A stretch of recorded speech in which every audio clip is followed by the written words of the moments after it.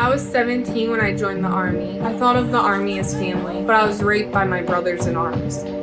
High school, there was a recruiter for the Army. He sold everything. You get to travel, you get college paid for. The day I enlisted, it was surreal. Standing in that room, raising your right hand, saying you're gonna swear to protect the country. I felt a sense of camaraderie, a sense of team. I really did love my training. It is a very well-managed, well-structured environment. I felt the military was a stepping stone to get my nursing degree. I wanted to do nursing in the Army. Eventually, I wanted to become the first female sergeant major. I wanted to break records. I wanted to tell women they can do this and excel, and it's not just a man's world. So after my training, my unit was set to deploy to Baghdad, Iraq. My job was to process anyone that was killed in Iraq. While I was in Iraq, there was a lot of run-in with some males. They didn't like being told what to do by a female, especially like a young 18-year-old. I would walk into the cafeteria and literally you could hear the heads turn, looking at you and staring at you and whistling and like inappropriate remarks. When I came back from Iraq, I went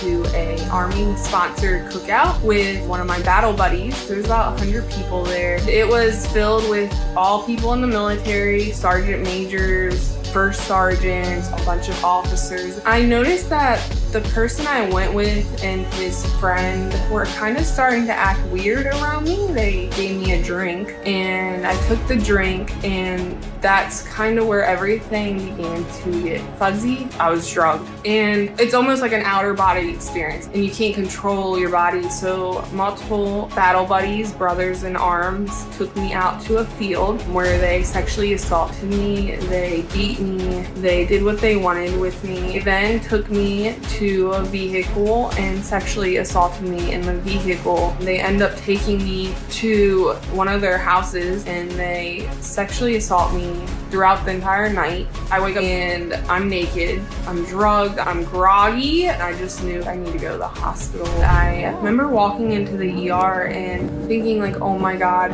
I'm a statistic. I was taken to a special room where they do forensic exams, they take all my jewelry, they take my clothes, they get DNA, they swab everywhere. I cried the entire time. My case went to the grand jury and I got an indictment back saying that there was not enough evidence.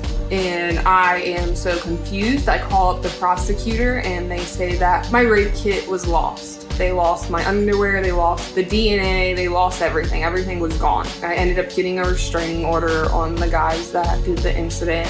I ended up getting medically retired out of the Army. My life had just flipped around. It was a nightmare. I've lost myself, my mental health, my emotional. I would tell women in the Army to be careful who you trust. I would love for more awareness and advocacy to this problem and praying one day that it stops. I am seen.